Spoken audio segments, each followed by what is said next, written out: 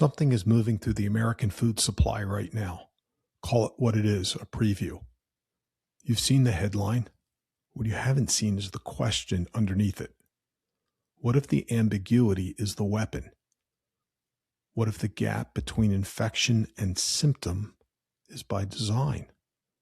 What if the thing that looks like a bad salad is in fact an opening move?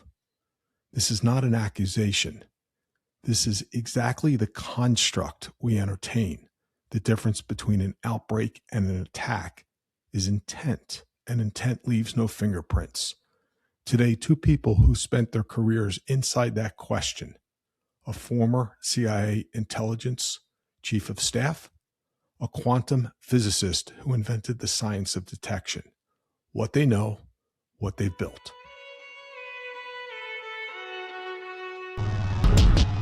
Laura, doctor, it's a blessing to be in the same room with you. Thank you for joining me and trusting us with your story. In my humble novice opinion, your work is mission critical, and I recognize you're doing it as patriots. So on behalf of my family and those that we love and care for, thank you for what you do. I'd like to start with a three-part signature question.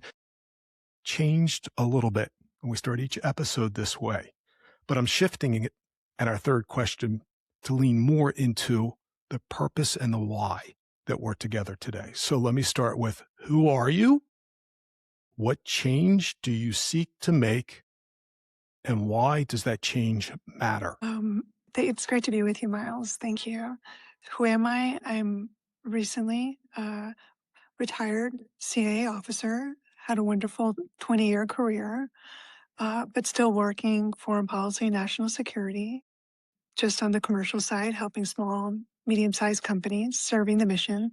The change that I seek right now is to shift our nation and how we think about biological threats from a reactive healthcare perspective to a core national security issue. That's what I'm hoping to achieve. And Laura, why does that matter? It matters because, currently right now in the age of emerging technology, AI, all the tools, this exponential development, the concern I think many of us have is our federal government institutions keeping up with the pace? And how can we respond accordingly? Technology is emerging so quickly, but is our government, state, local, and federal levels prepared? The institutions that we work through, are they prepared? How are we modernizing to address the threats? It's a new time and it's a new world. So, yes. With that, we need new tools and new systems, essentially. Well said. Thank you, Laura. Okay, who am I? I'm a scientist. Yes, I have to pause and say, we've known each other a very long time. It's the first time we worked together in professional capacity.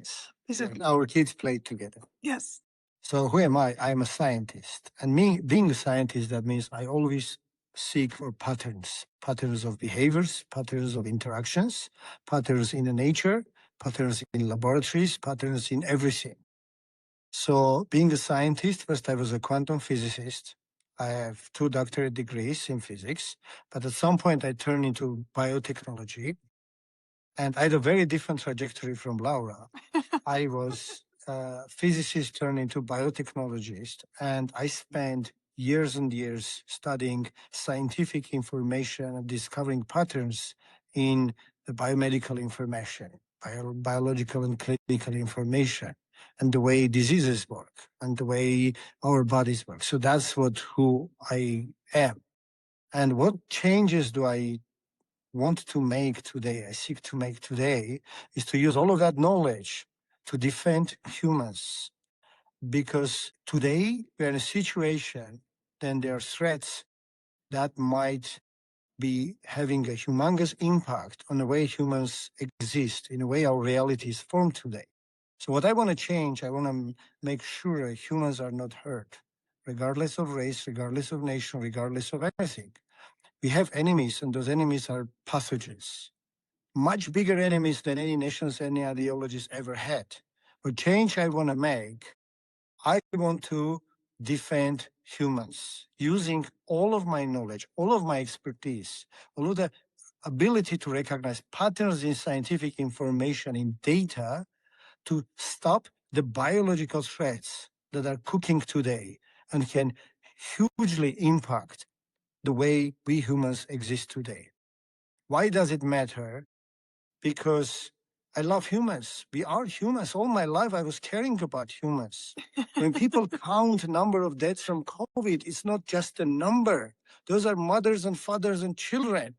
Yes. Numbers are horrible when you think about humankind. Why does it matter?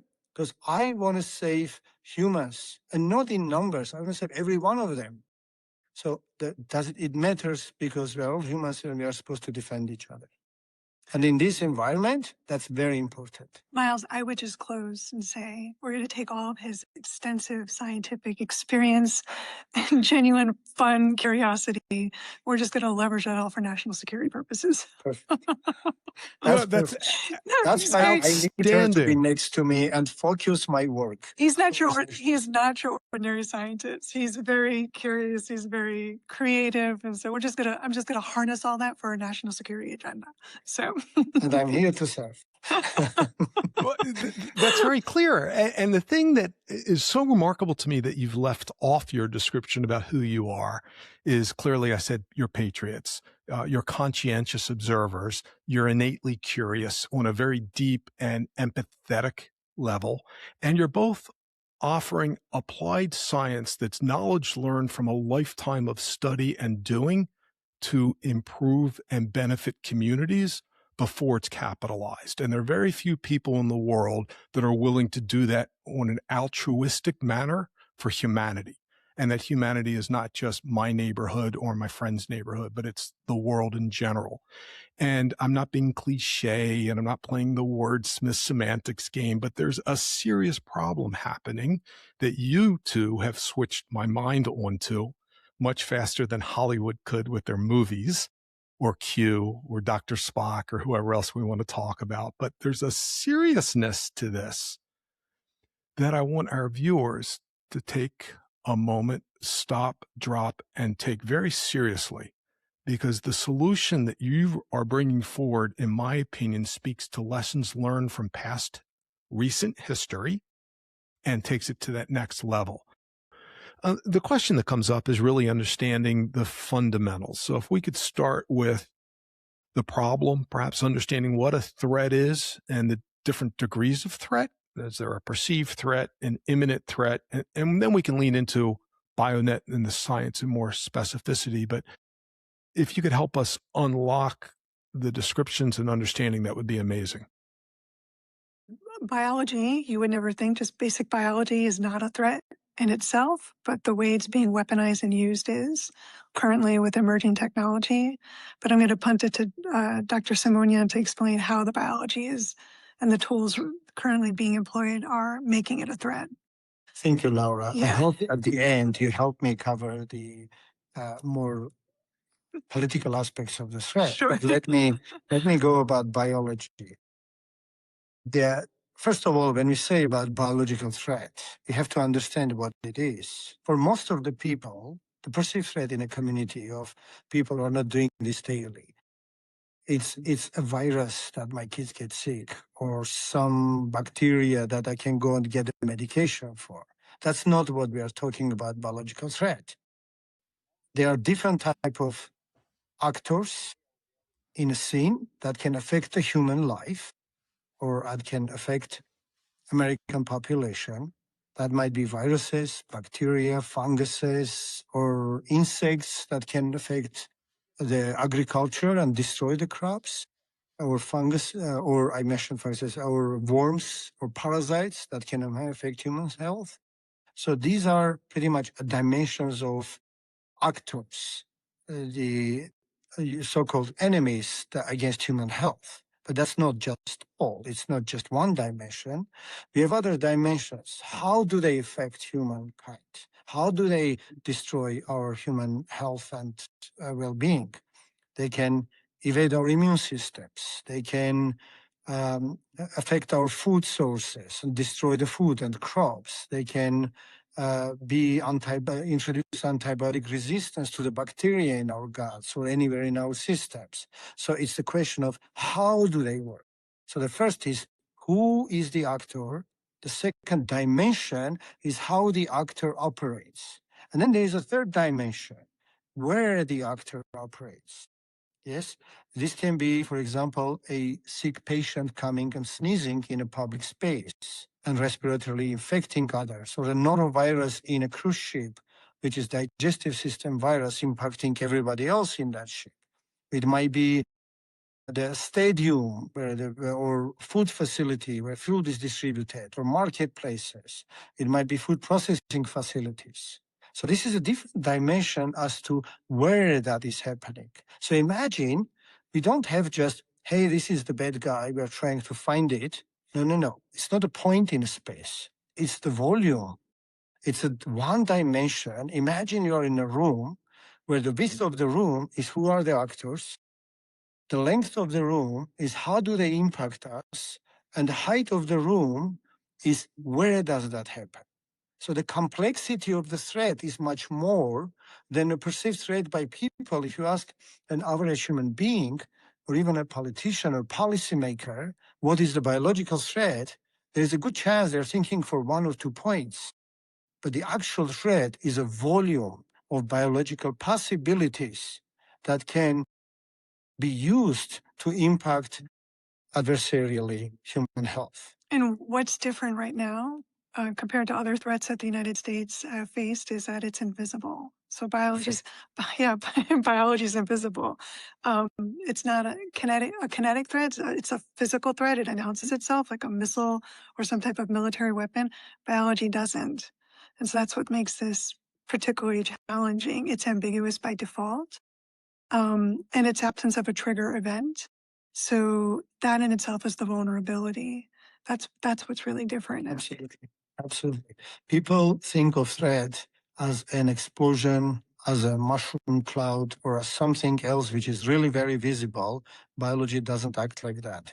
Biology is real, happening every day. We are used to it, but the biological weapons are much more dangerous, but completely invisible. Laura pointed it perfectly. That's absolutely. It spreads through people, animals, plants, or somewhere in the environment, but it moves silently without warning, or people aren't even realizing an attack has begun. So that's what's kind of unique and different about this aspect in the conversation we're having today.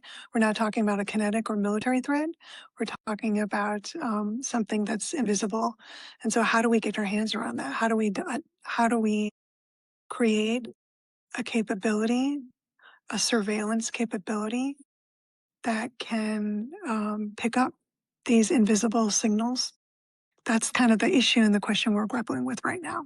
And because of emerging technology, the exponential degree in which things are changing and evolving, there's just a lot more weaponry, which is say invisible weaponry. Biology is fundamental to life.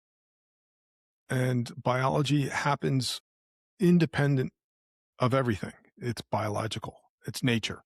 I'd like to ask a question of each of you as a follow-up to the explanation that you've just shared. Vahan, can you help us understand and frame the difference between biological threats?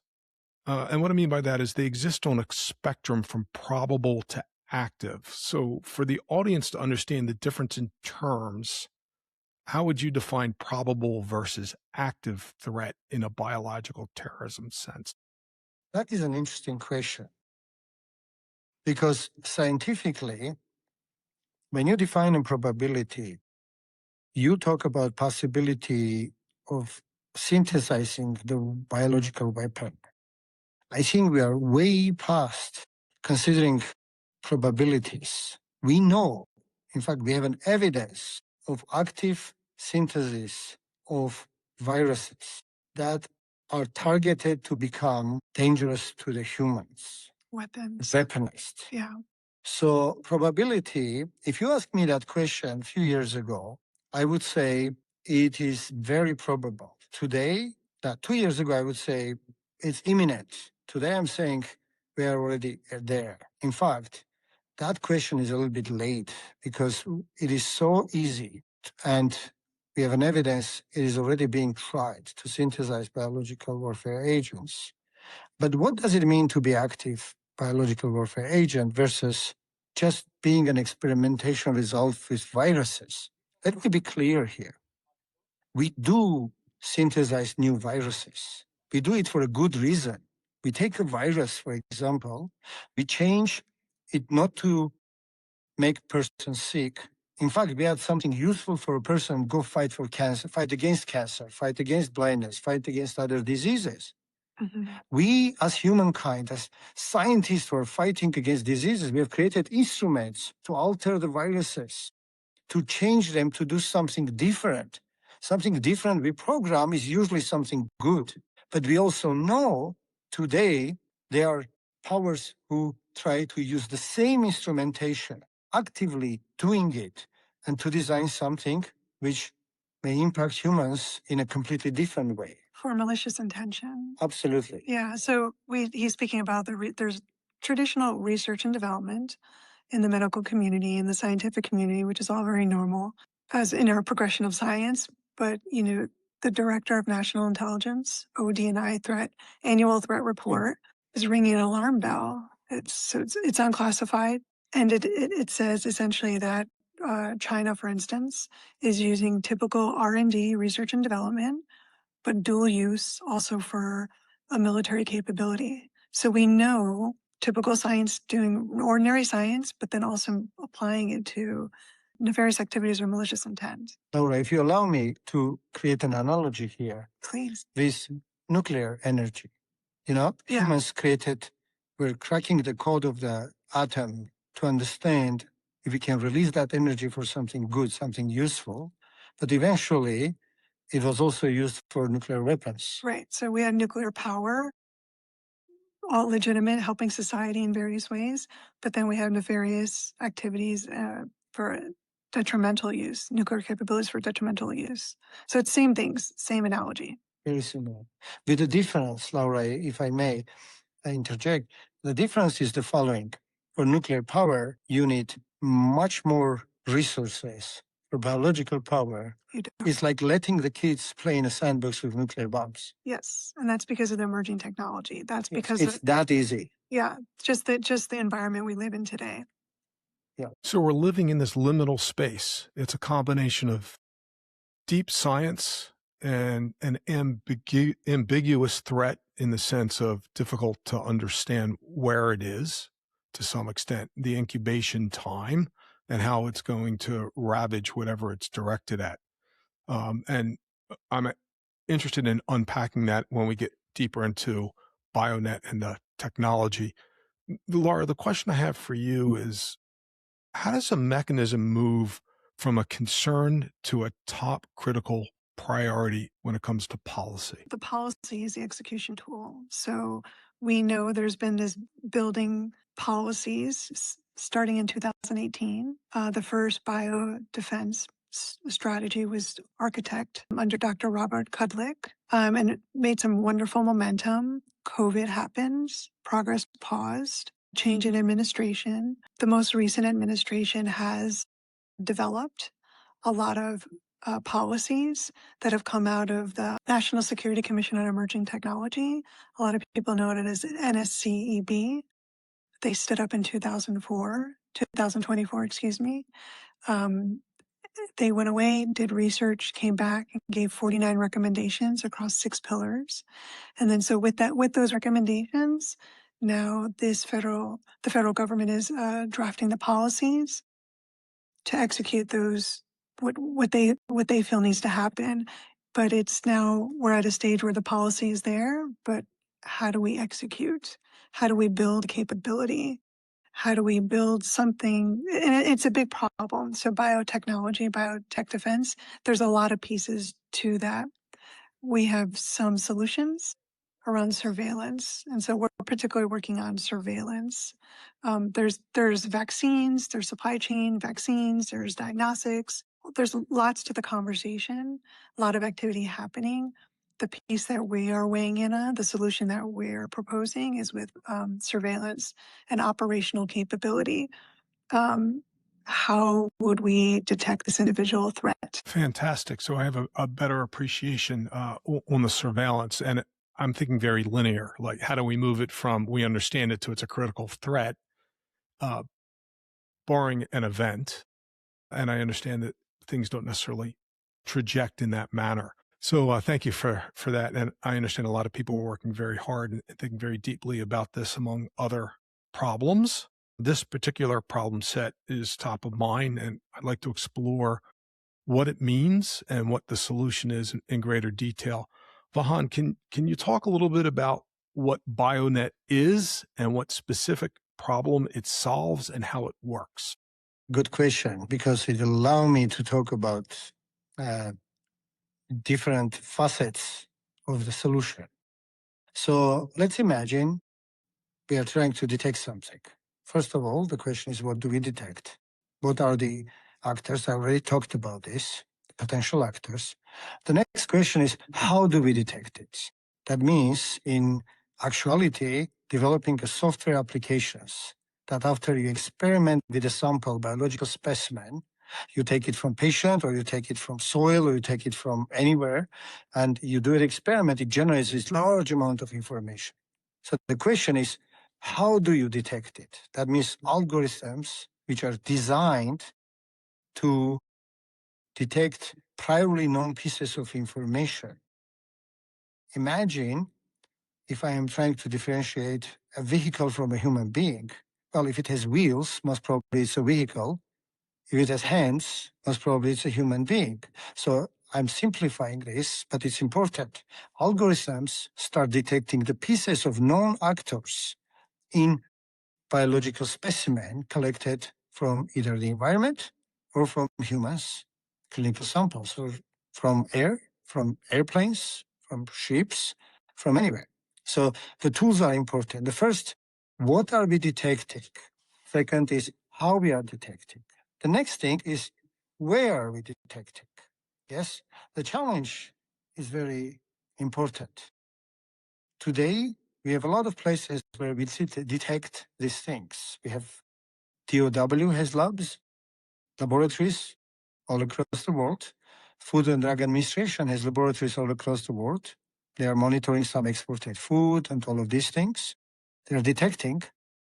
And CDC is detecting whenever outbreak happens or a lot of people get sick in one location, or let's say somebody gets a disease and symptoms, but nobody understands why. CDC has detection capacity. Clinical labs have detection capacity. And clinical labs which are associated with hospitals or separated businesses operating as clinical labs. So we have all of this detection capacity in different places. One of the fundamental challenge is that these places do not talk to each other. Yeah, it's a lot of silos. All of the medical communities, all of the research and scientific communities, they're all silos. And I think that's the biggest challenge. So when, let's say, CDC detects something, DOW might not know about it, or FDA may not know about it, or even one hospital detects a bacteria or virus, and then if another hospital in a different place detects it, let's say it happens somewhere in Maryland, and then moves to Virginia, and then moves to the next state, the states don't talk to each other.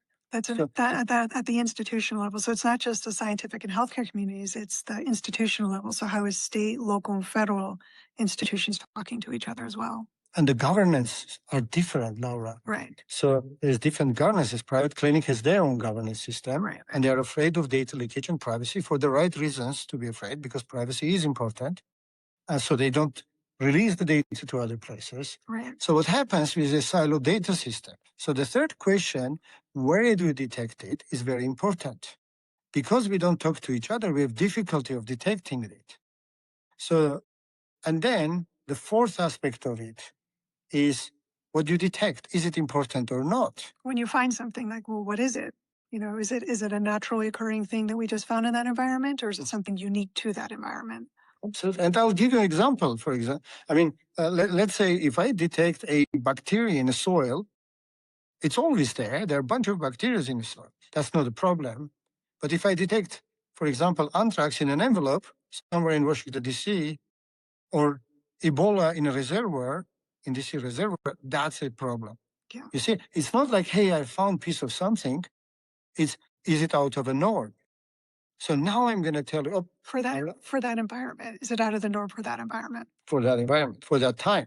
Yeah. Yes, time and environment. Let's say, before I tell you what BIONET is, for example, like if I get an outbreak, we start epidemics usually in Southeast Asia because its climate is warm, all of this, it's a fertile ground for viruses. So it starts usually in Southeast Asia and moves across the world, and there's certain patterns, expected patterns of distribution. So if I see that pattern is violated, it's out of time, it's too fast or too slow, that's also kind of an odd norm. Right. Yes?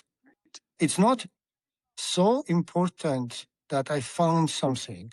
It's, did you find it out of place, out of time, is important. So what we have created and what BIONET is, it addresses all of the 4 challenges. Number 1 challenge, we work with FDA and created comprehensive database of all known pathogens, all of the pieces of pathogens that may harm a human health. Yes, and we are the company who manages collection from different sources of regulatory grade FDA Argos database. Number 1, checkpoints. Who are we detecting?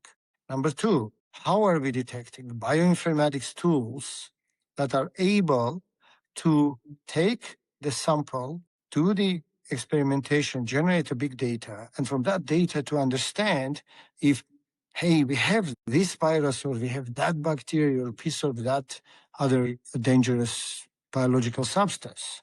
Yes, that's a bioinformatic algorithmic tools. It's the first of its kind too, right? No one else. Absolutely. It's the first of its kind, so nobody else has this. It's completely new technology, and so he built that as the founder. He built this institutional knowledge that other scientists and healthcare colleagues are coming to him. So he has this knowledge base that nobody else does. So the complexity here is multi-layered. And if I'm listening correctly, the science is involved with abnormal versus normal biological behavior and identifying, cataloging, and creating a library of information that you can build upon progressively. You're perfectly hitting all of the nails. So let's get that. You got it, Miles. Oh, well, you guys have educated me so well. And the more I listen to you, the more my eyes are being opened to the complexity of what you're tackling. Yeah, so you're cataloging nature. You're cataloging natural occurrences before we talk about biological threats. You're cataloging these occurrences, and then you're noting the abnormalities that could be used for nefarious reasons. That's one step. That's not, and there's much more complexity to this. In addition to which, you're creating an architecture where that information can then be teleported from point A to whatever point you want to take it to, and whomever wants to receive it instantaneously. So you're eradicating the siloed and creating democracy of the information that you're procuring. Wonderfully said. And what differentiates our tools from others is the following. Two things.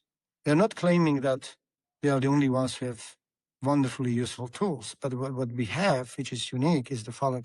Not only we detect all known pathogens, but we are also able to detect all of the different recombinations, all of the different alterations, all of the different variants that will allow us distinguish and find not only known pathogens, but also known unknowns pathogens. This is when you know what's going to happen, but you don't know where and how. Also, we detect unknown pathogens, which means we can also understand the function of the pieces that we detected in a soil or in a wastewater or in a human being, and try to deduce the function of toxicity or deduce the function of virulence, any dangerous function that that unknown newly detected thing can have, detect it and attribute it to quality of being dangerous or not. So this is about algorithmic component of it. Check number 2. That what makes us unique. I want to make sure that we are absolutely clear. Now, there are the other companies we discussed. Yes. Like we have the wonderful tools. They're nice. They can detect certain number of pathogens. And in fact, our system will allow to be using those tools as well. Yeah, it would be very collaborative.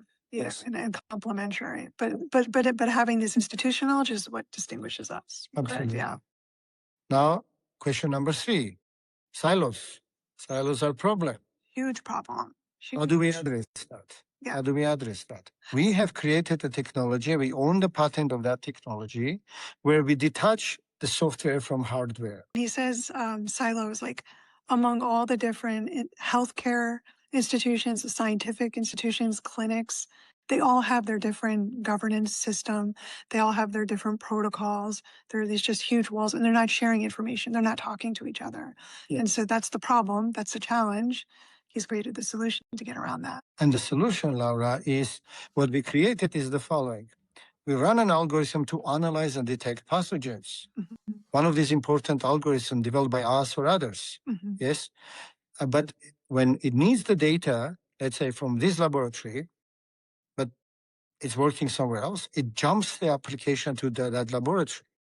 It uses the data there and then understands the next data it needs is the patient somewhere in a, like say, Boston clinic. It jumps the algorithm to the Boston clinic. So what it does, it moves from side to side without moving any data out. That's a privacy question that I bet you'll ask me soon. Yeah, there are two aspects to that solution. One, you have HIPAA laws and patient and all these privacy issues, these regulations that you have to get around. And so second is just security, because I'm always thinking about security. Like you never want all information collated into one spot, because then it's vulnerable to cyber attacks or nefarious actors trying to infiltrate your infrastructure.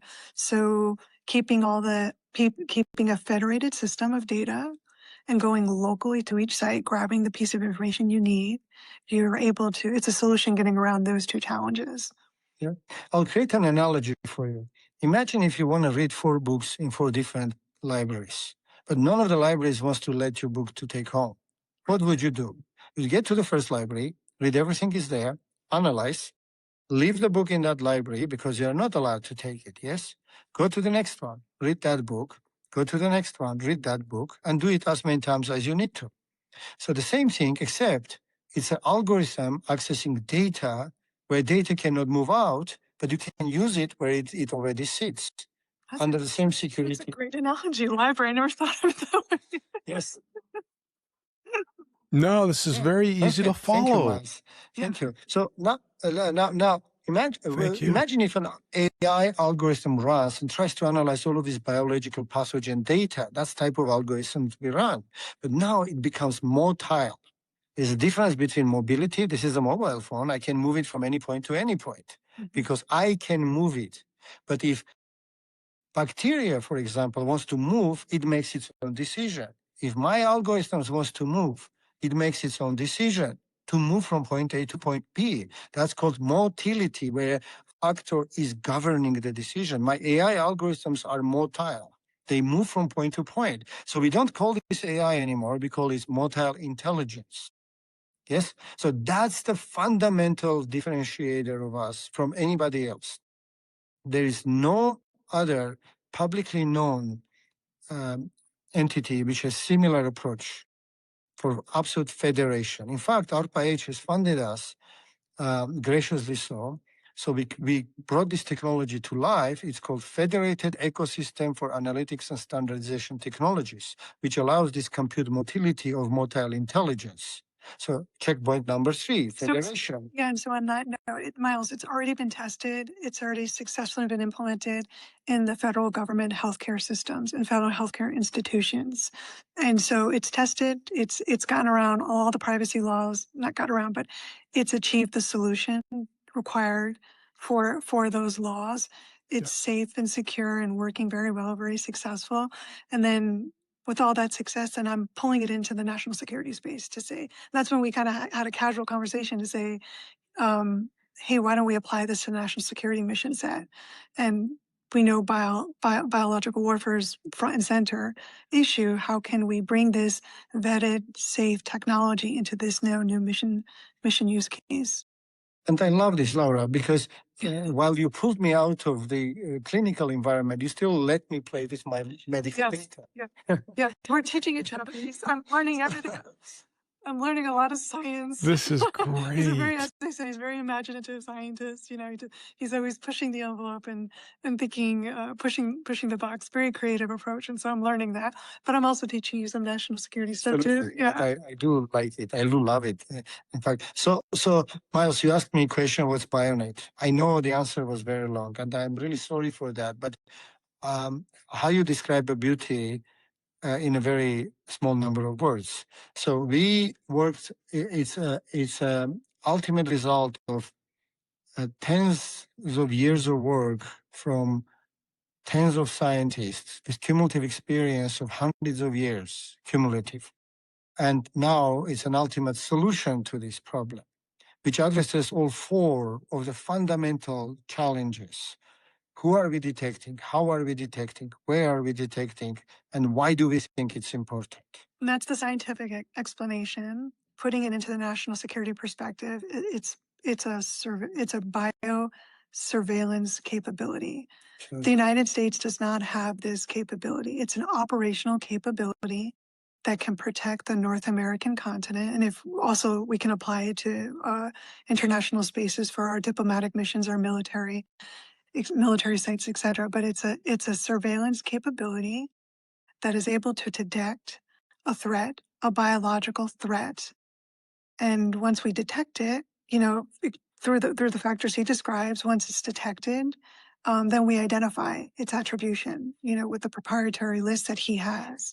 So the benefit is, and kind of putting that into a bigger picture, going back to my analogy, something comes across the port of Baltimore, something comes in a package in San Francisco, the ability to detect it. So the surveillance architecture detects it.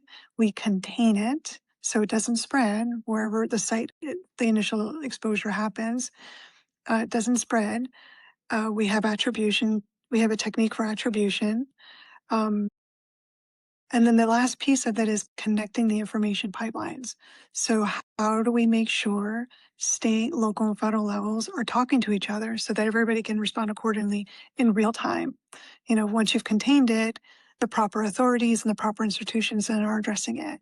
And so this information, creating an architecture, this information pipeline is a big piece of this challenge. But the underlying technology can be used for other reasons as well. Because you do know, we all know, that different organizations do not share different types of data.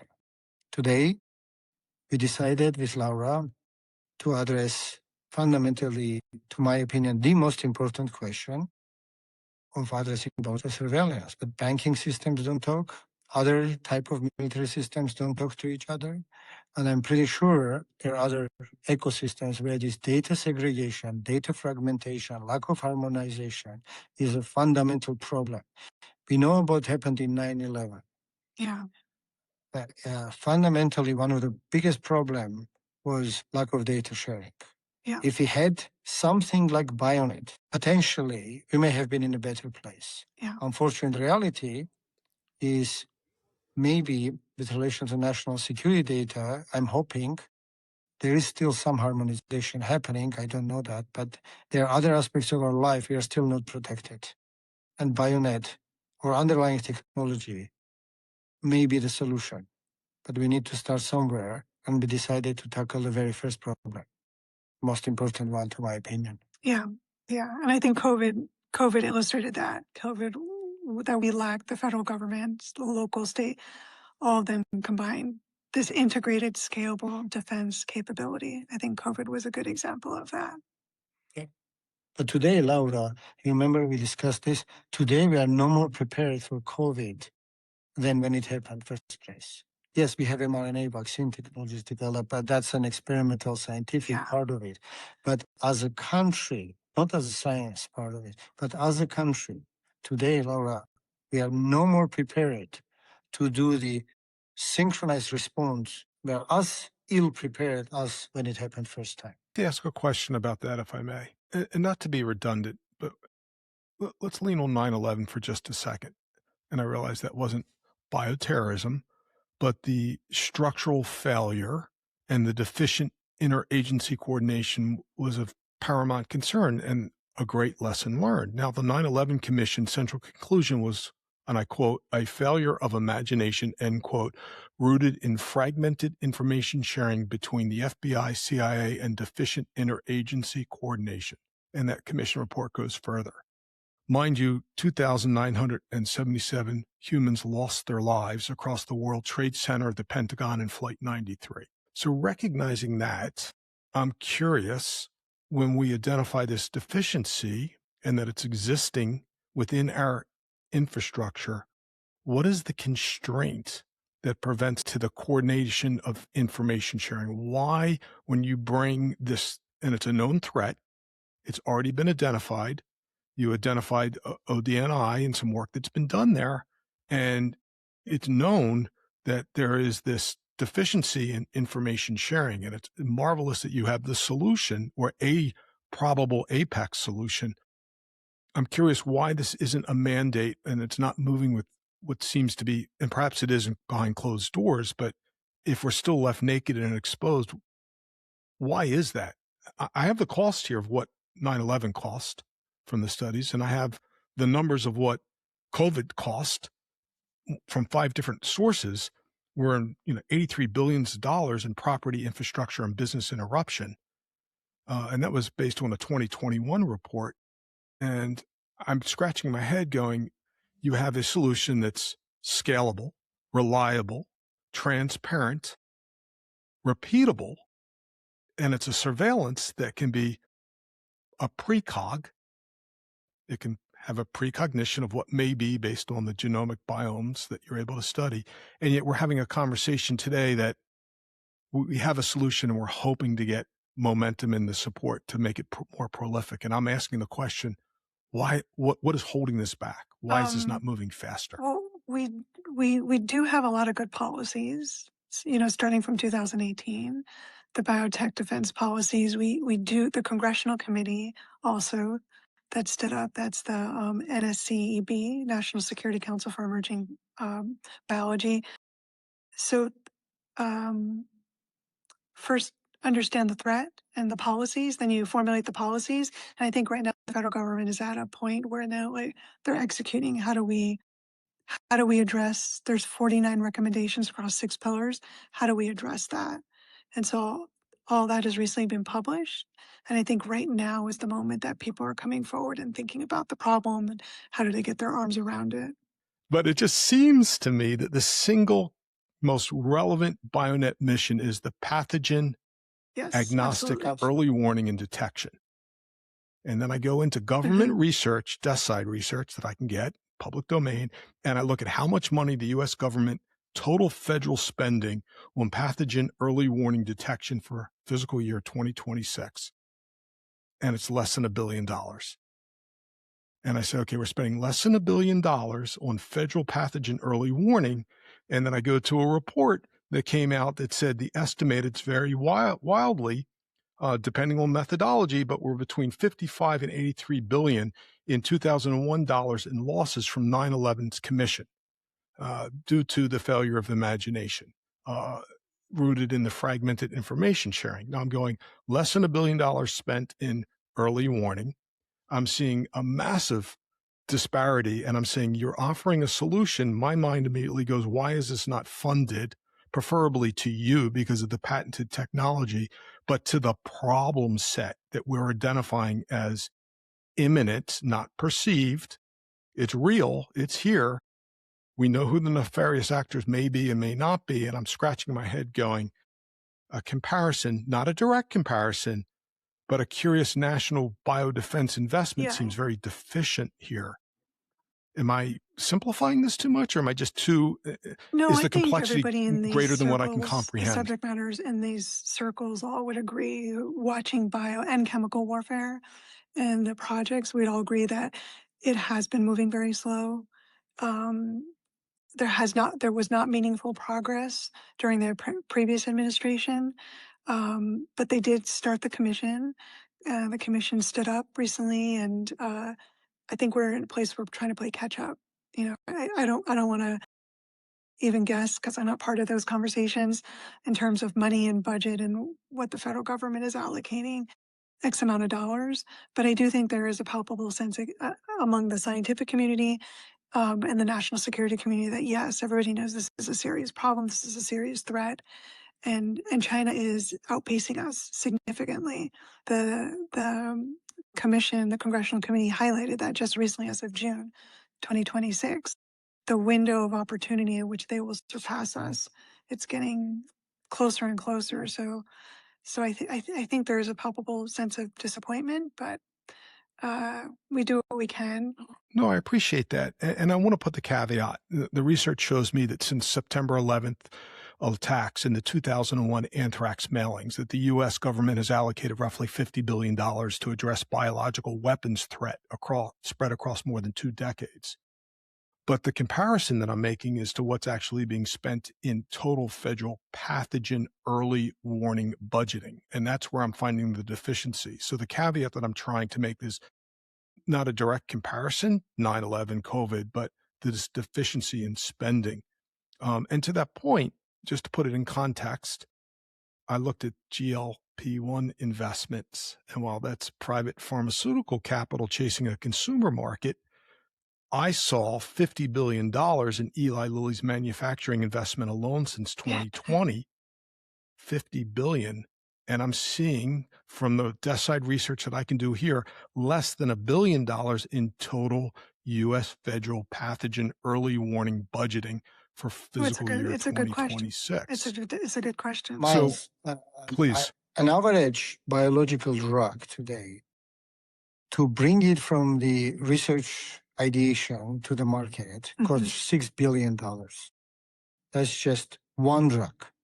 One. So spending $1 billion with the current environment where a single instrument is worth the cheapest from $300,000 to $1.5 million, and PhD level experts are worth $250,000 to $300,000 a year. So $1 billion is really, it's a laughing number.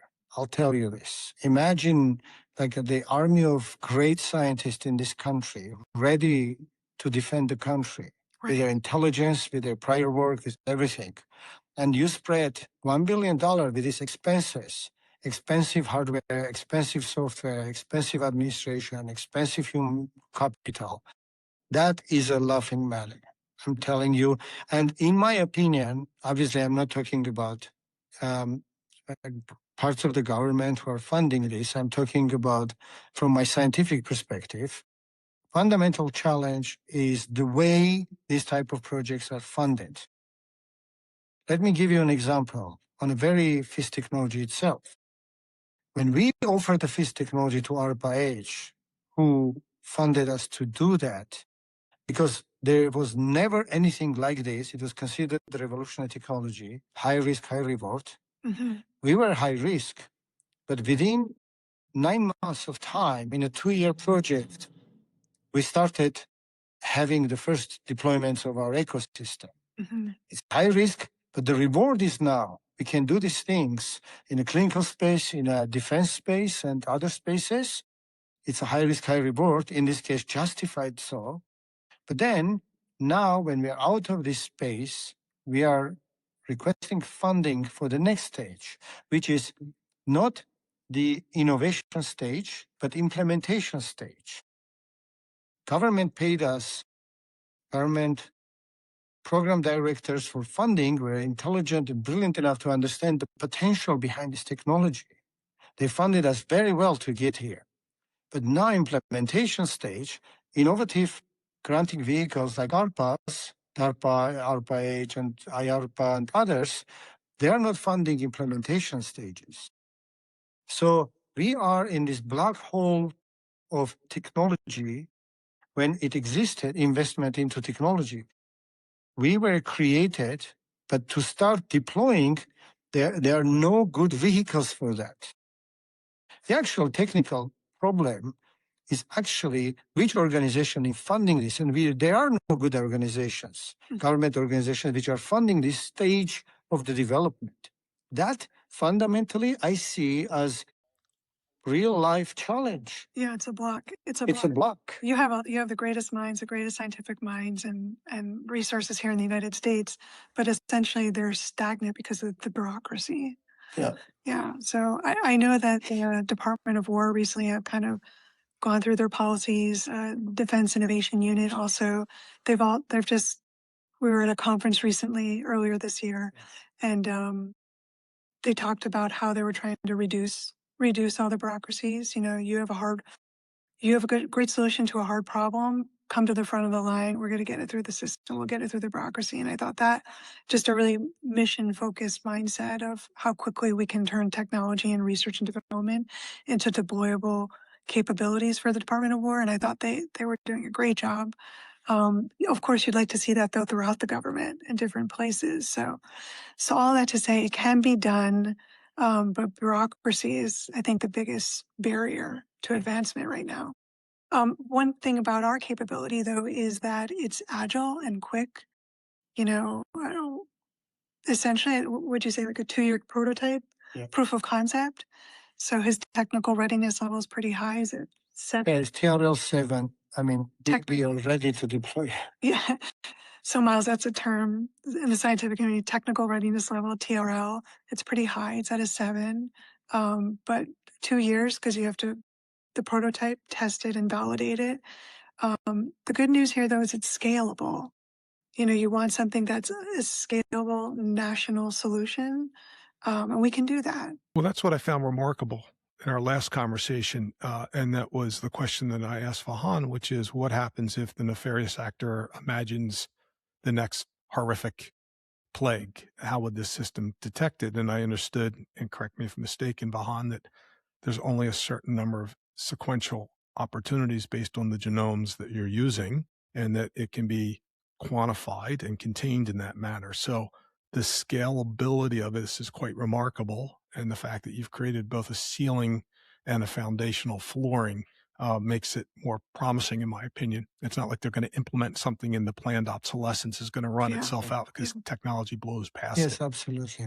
Absolutely. Did I understand But that correctly? Miles, if you allow me to say so, Yeah. I don't want to create false impressions for the audience. Yes. I mean, it doesn't matter how good your technology is, implementation is important. Yes. So I don't want to create an impression that I can click a button and solve all of the problems. Absolutely not. And BIONET isn't that. What BIONET is to create an ecosystem which allow us to learn what is happening as a norm, what is happening out of it. So when BIONET, we deploy BIONET, within first 2 years, we are going to deploy into different types of organizations. CDC type organization, DOW type organizations, FDA type organizations, clinical lab type organizations, and so on and so forth. So within first 2 years, we are going to create an ecosystem for collection of data and analysis that will allow us to understand what's happening. Today, we are blind. We are blind in the sense of what, even though there's so much scientific knowledge, if you give me the vial, I'll tell so much about the vial, what is inside. Even if you don't tell me what is inside, I'll find every biological creature inside. But we are blind in a sense that we don't know what is happening around the globe, how these things are moving around, how do they interchange, how do they mutate, how do they evolve with us, the pathogens. Naturally and as a weapon. Yeah. So what BIONET is one pair of eyes. One pair of eyes to United States to start seeing what is going on. Because trying to solve a fundamentally very challenging problem without having the ability to open your eyes is difficult. BIONET is eyes. That's what it is. That's what we are trying to deliver to United States government, ability to monitor in the world what's going on in order to understand what should we be scared of and what is okay to happen, and that's natural evolution of the things. And if we identify a threat and that threat comes across the North American continent, we can isolate and we have attribution. So yeah, I understand. It's been amazing. I mean, it underscores the fact that information is power. And it underscore also to that subtext was our earlier conversation that science is critical, but time is our most valued commodity here, as in, do we have more time and ample time? So the difference, in my novice perspective, between a warning and a wake-up call Right. You want is to whether Almost, yeah. anyone is You wanna- listening the you you first want to create time. a situation with early indicators and warning, an early indicators and warning system. And Miles, if you're bringing a question of a time, I bet you want to find out how much time do we have when it's too late. Right. Yes. And when is it too late? And the Not reason to I don't be want to cliche. create any fear. The last thing Thank we you. want to do is fear mongering. But it is already too late. Adversarial powers have the tools in their hands. It's not like we're asking a question, how we should stop them being able to do so. Mhm. They already know how to do so. In fact, we already have signs of them trying to weaponize this. By the way, for the audience, what's the difference between a weapon and accident? Yeah. Biological experimentation accident. COVID was not a weapon, it was an accident. Let me tell you the difference. If you have a weapon, you need two major things in your weapon. You need to be able to control it, and you need to be able to target it. Yes. Yes? So control means you can switch it on and off when you need. You need it to operate at your command. And target, you don't want to blow yourself up, you want to blow the enemy. Yes? So that means it's a directed to who it should affect adversarially. Right. And if you put something out there, the probability of then coming back toward you, the virus or pathogen, then evolving and eventually coming back to your own population. So we Yeah. have the signs, Laura, Yeah. that people are putting something which is called CRISPR. That's a targeted vehicle to damage DNA of a host which is infected. Right. We already have evidence that that vehicle, which we call CRISPR, you can read it as scissors, biological scissors, like is trying to be put into the viruses that can be targeted to certain groups of population. Right. So attempts to weaponization have happened yesterday. Yeah. Proverbial So yesterday. you create, so the target in terms of like the gun analogy, you can create a virus that attacks maybe North American or European genes, or the distinguishing Asian genomic codes to North American or European. The technology is so good that it isolates these very, very distinct. And so once people discuss China as one of the main competitors, and that's absolutely true, but there's other nation states, there's other nefarious actors. And I think right now, the reason why it hasn't been executed is figuring out how to control it. Like once you release it, how do you control it in the population? So then it's not coming back to your own population. But it's only a matter of time, yes? Right. Right. Fantastic. Great explanation. You've taken the most complex science and engineering and IT solutions and boiled it down to a manner where this English literature major can understand it. So I'm deeply grateful for that.